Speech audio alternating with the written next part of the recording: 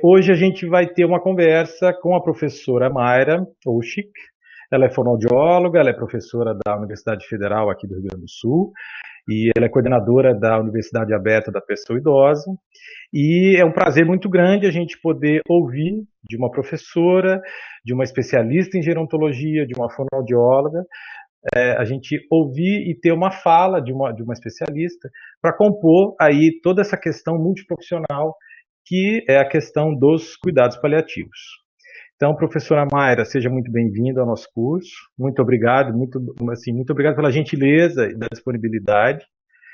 E é isso, eu queria que, se tu quiser fazer uma fala introdutória antes da gente começar a conversar, e só dizer que é um prazer te receber aqui no curso.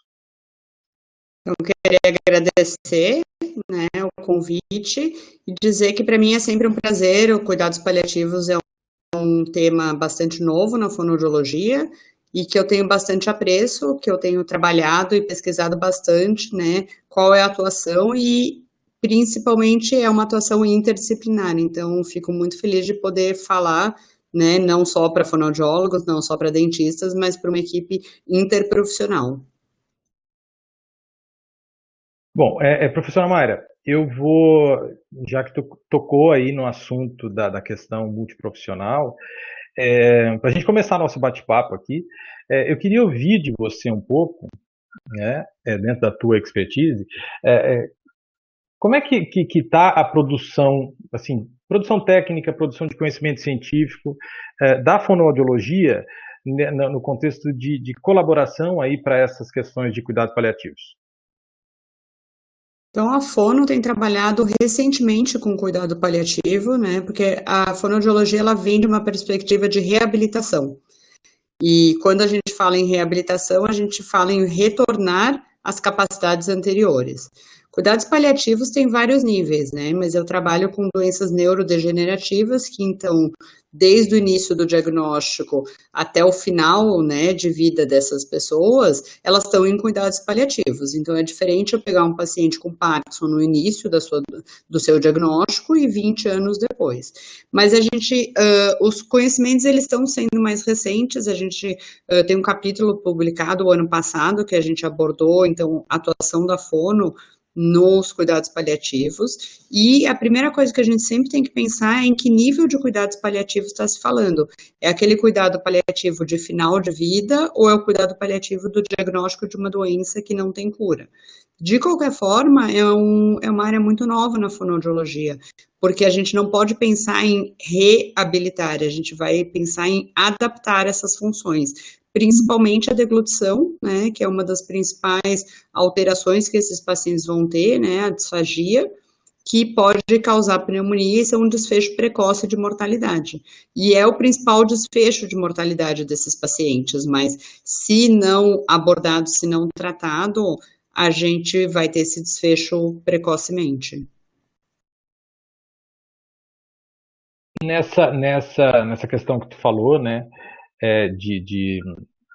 que é uma situação um pouco recente, vamos dizer, né, a atuação da fonoaudiologia em todas essas questões de cuidados paliativos.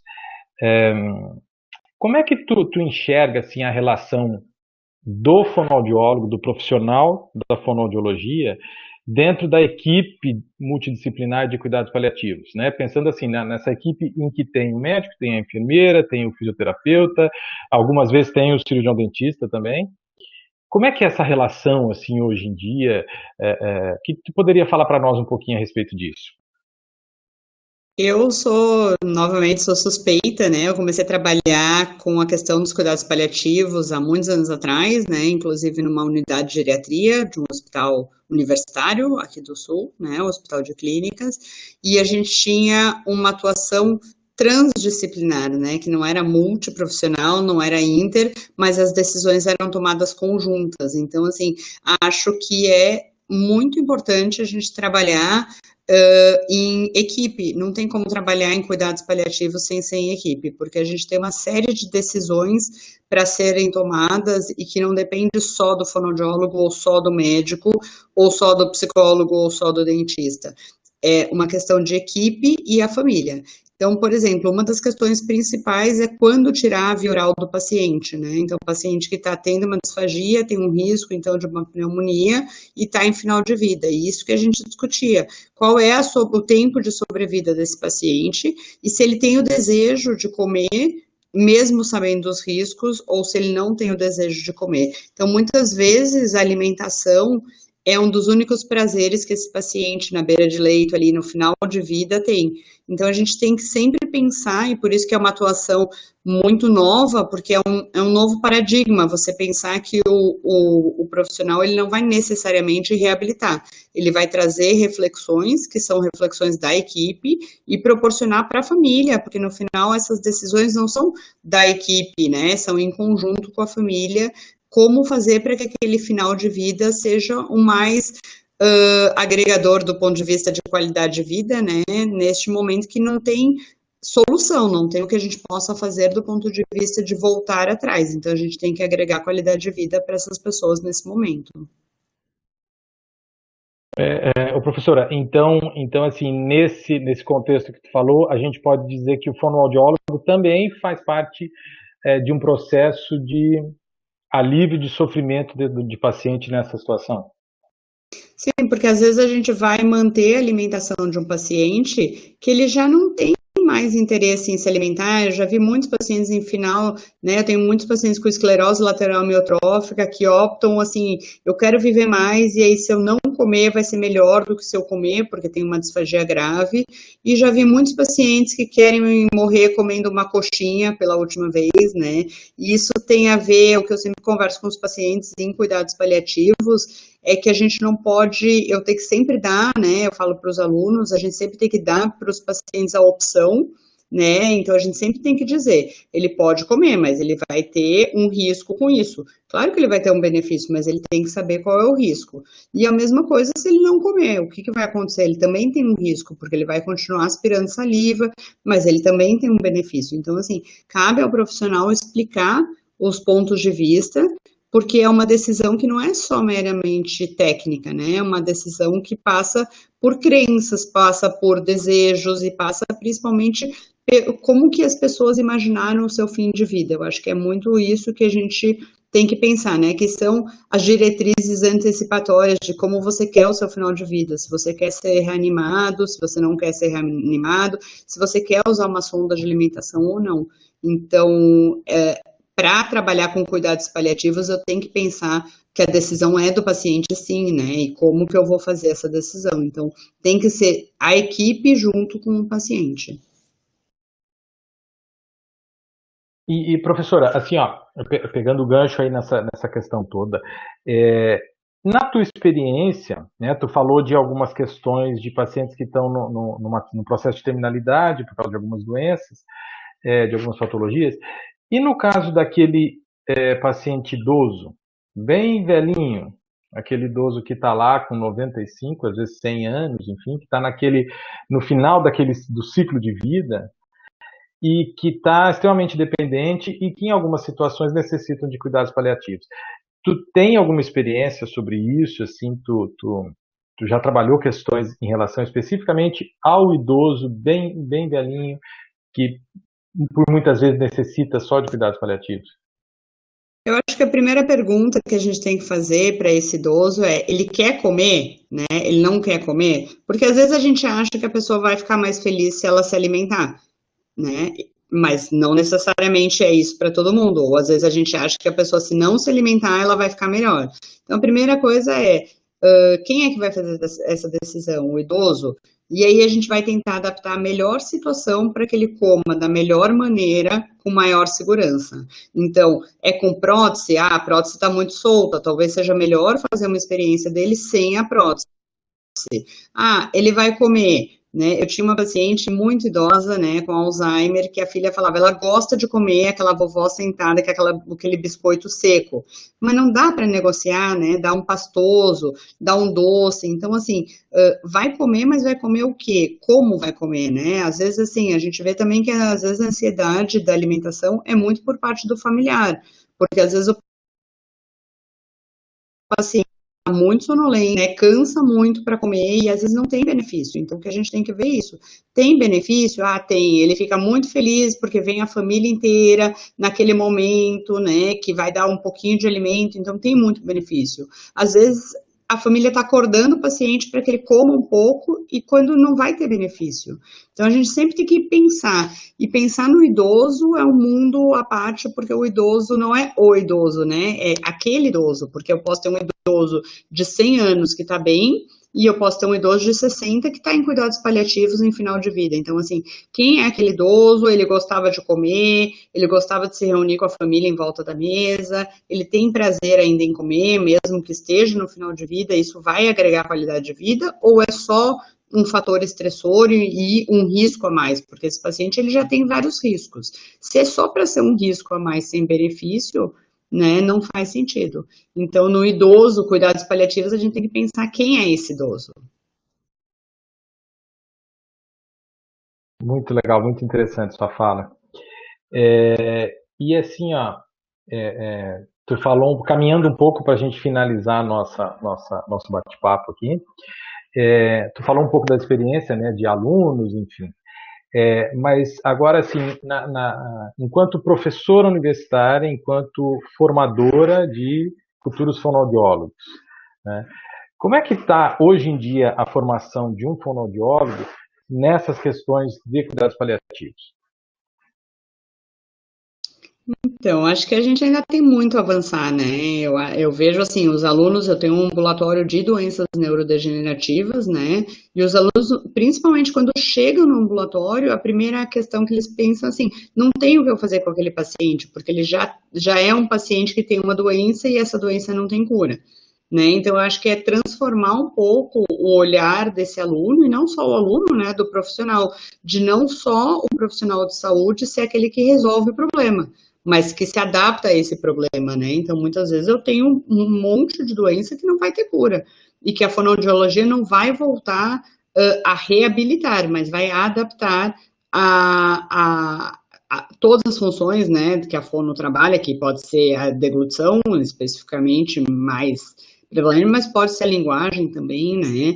Então, acho que tem uma gama de possibilidades, e quando eu comecei a estudar cuidados paliativos, eu comecei a estudar mais pelo lado da fono, de ser a profissão que intermedia a comunicação, né? E depois que eu fui mais para o lado da disfagia. Então, tem uma gama de possibilidades na área dos cuidados paliativos que o que eu sempre defendo, assim, que não adianta eu ser fonoaudióloga, eu tenho que ser fonoaudióloga e estudar cuidados paliativos. Porque se eu só estudar fonoaudiologia, eu vou estar falando de uma outra perspectiva. Então, eu tenho que adentrar, né, nessas questões de cuidados paliativos, que é um mundo à parte, tem toda uma formação, né, em cuidados paliativos, e que vai mudar um pouco meu olhar de reabilitação, né, por adaptação e por outras crenças de entender a finitude de uma outra maneira, né. Muito legal, professora, muito legal.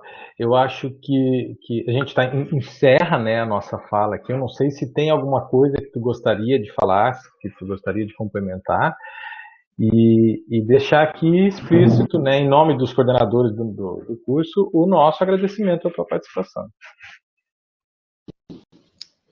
Imagina, eu que agradeço, e é sempre bom que a gente possa ter mais cursos que formem pessoas que queiram trabalhar nessa área, para que a gente possa capacitar as pessoas e que esse trabalho, que é para agregar qualidade de vida, possa ser um trabalho de competência.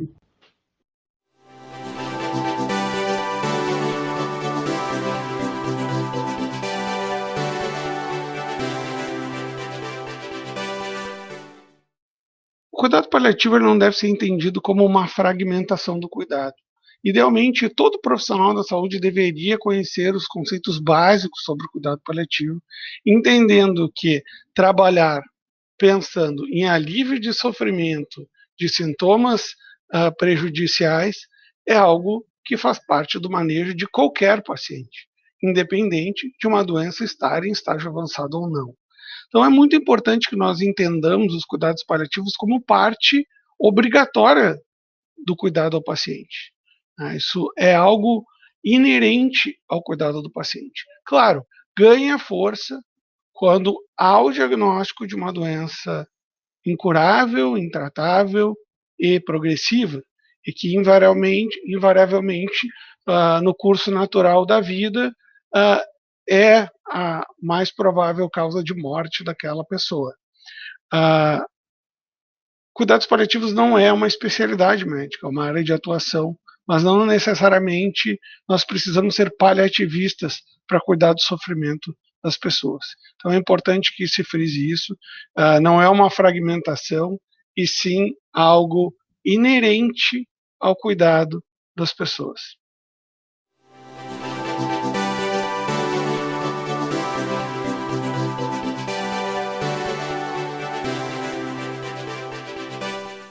Para que se possa evoluir nos cuidados paliativos, devemos romper as barreiras físicas das instituições de saúde da capital, unificando as ações. Por esta razão, elaboramos o Programa Municipal de Cuidados Paliativos, lei de minha autoria, que estabelece as diretrizes de um programa que visa unir esforços na intenção de criarmos políticas públicas que melhorem o serviço em Porto Alegre. Me chamo Adivane Cardoso Américo, sou médico contratado do Serviço de Dor e Cuidados Paliativos do Hospital de Clínicas de Porto Alegre e atual coordenador do Programa Multidisciplinar de Cuidados Paliativos dessa instituição.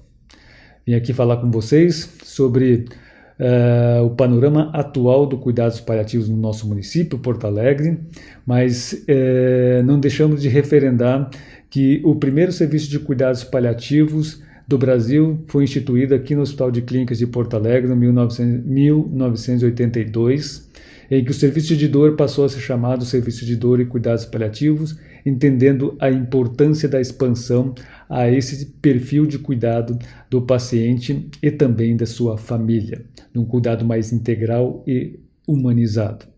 A partir daí, outras instituições terciárias, principalmente o Hospital Conceição há muito tempo, e nos últimos 10 anos, Santa Casa, PUC, hospitais privados como o Divina, o Hospital Mãe de Deus e o Hospital Moinhos de Vento também desenvolveram programas de cuidados paliativos ou serviços de cuidados paliativos com características próprias conforme seu financiamento e sua demanda. Mas, para que a gente possa atuar em cuidados paliativos de forma mais eficiente, a gente precisa sair das paredes dos hospitais e também permitir uma assistência adequada ao nível primário e secundário, cujo gestor público é o principal financiador da saúde nesse contexto. Então, há alguns movimentos, a gente tem que reconhecer que já existem, em que algumas unidades básicas de saúde têm condições de permitir alguma assistência ao domicílio. Tá? As unidades volantes, como denominadas de melhor em casa, também permitem a alguns pacientes de média complexidade que possam ser acolhidos ao nível domiciliar de assistência, mantendo esse paciente junto com sua família. Tá? Necessitamos muito ainda expandir essa assistência, porque o programa de cuidados paliativos é muito mais amplo e muito maior do que a assistência que nós disponibilizamos atualmente, tanto nas instituições como também ao nível de saúde básica. Tá? Mas a gente tem esperança que esse formato de atuação, de assistência, seja um formato que possa cada vez mais estar inserido dentro de todos os níveis de complexidade de assistência e, consequentemente, a gente melhorar o atendimento da população em si, privada ou população que usa o serviço público de saúde, tá? Tornando a assistência mais humanizada, que é o que propõe o cuidados paliativos. Espero que tenha dado para vocês uma impressão geral do que é o cuidados paliativos, mas dentro do nosso município, mas tenho certeza que esse tipo de assistência à saúde vai se expandir cada vez mais dentro do nosso meio. Meu nome é Rodrigo Capel Castilho, sou médico e atualmente faço parte da diretoria da Academia Nacional de Cuidados Paliativos. Trabalho na UTI do Hospital de Clínicas, Hospital Este, que foi o que iniciou os programas de cuidado paliativo no Brasil. Trabalhei por praticamente 7 anos no Programa Gerenciado de Cuidados Paliativos da Santa Casa de Porto Alegre, sendo o primeiro médico contratado deste programa e chefe deste serviço. Cuidado paliativo é uma abordagem que visa melhoria da qualidade de vida do paciente e seus familiares diante de uma doença ameaçadora à continuidade da vida. Visa controle dos sintomas físicos, emocionais, espirituais e sociais. Portanto, uma abordagem multidisciplinar para auxiliar no enfrentamento de doenças ameaçadoras à vida. Esse conceito é o conceito de 2002 da Organização Mundial de Saúde. Anteriormente, se avaliava que o cuidado paliativo era só diante de doenças incuráveis ou terminais. Houve, então, essa expansão do conceito, trazendo muito mais benefício aos pacientes e seus familiares. Infelizmente, o Brasil está muito atrás de muitos países no desenvolvimento dos cuidados paliativos. Apenas 10% dos hospitais no Brasil têm um serviço de cuidado paliativo. E o cuidado paliativo tem se focado principalmente nos hospitais. Pouco existe atuação domiciliar, atuação em hospice, atuação ambulatorial. O ano passado, participei da reunião do CONASEM em Brasília, em que existia um movimento a favor da criação de políticas públicas, o que essa pandemia atrapalhou muito. É fundamental para o desenvolvimento no país e podemos começar, sim, por Porto Alegre, por políticas públicas para atuação em cuidados paliativos. Entre as ideias que nosso grupo vem conversando e organizando estão desburocratização do controle de medicamentos básicos para cuidados de doenças avançadas, principalmente o opioide. Fazer uma cesta básica de cuidados para cuidados paliativos. Facilitar a formação de profissionais nessa área e tantas outras. Meu nome é Adriana, psicóloga especialista em dor e medicina paliativa.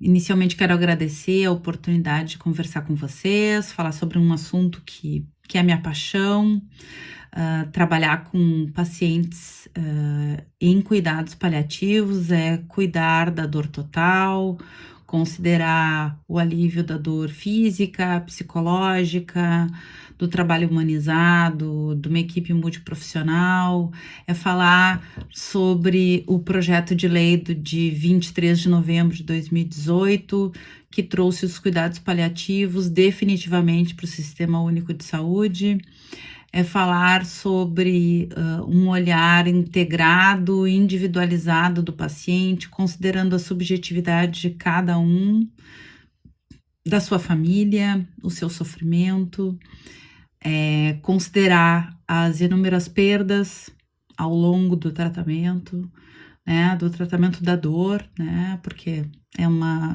ou seja, a doença incurável. Então é importante a gente pensar que esse paciente, ele merece ser tratado na sua individualidade, e quando ele é tratado na sua individualidade, ele busca menos o Sistema Único de Saúde, portanto ele sobrecarrega menos o Sistema Único de Saúde, e portanto ele considera-se um menor custo em relação aos outros tratamentos.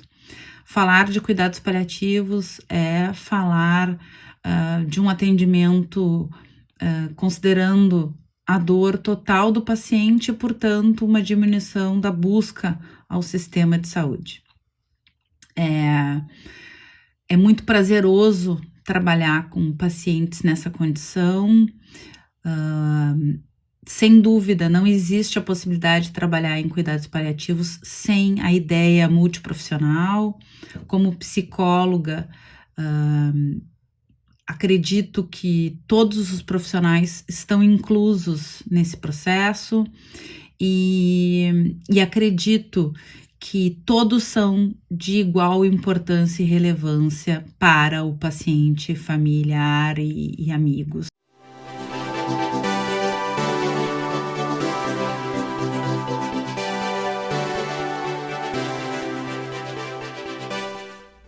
Eu acredito que o cuidado paliativo em si, ele se insere muito na questão de proporcionar um bem-estar ao paciente que está naquela situação de vulnerabilidade, de limitações frente a um estágio terminal ou a um estágio que ele está apresentando de alguma doença sistêmica, ou talvez de alguma coisa mais específica da demência, que é uma situação que muitos idosos apresentam. Então, é proporcionar todo aquele bem-estar, aquele mínimo de qualidade de vida que o paciente merece naquele momento que ele está passando, seja num ambiente hospitalar, seja no ambiente de casa geriátrica, seja no leito em casa mesmo. Então, é conseguir proporcionar todo aquele cuidado que vai proporcionar o mínimo de qualidade de vida para aquele paciente, também aos cuidadores envolvidos nesse processo de terminalidade, né? A gente sabe que não é somente o doente, o paciente, o idoso que tem apresentado limitações, mas o quanto que a família que está ao redor dele, o quanto que o cuidador que está envolvido sofre junto. Então, é proporcionar o mínimo de bem-estar para aqueles que estão ao redor do paciente.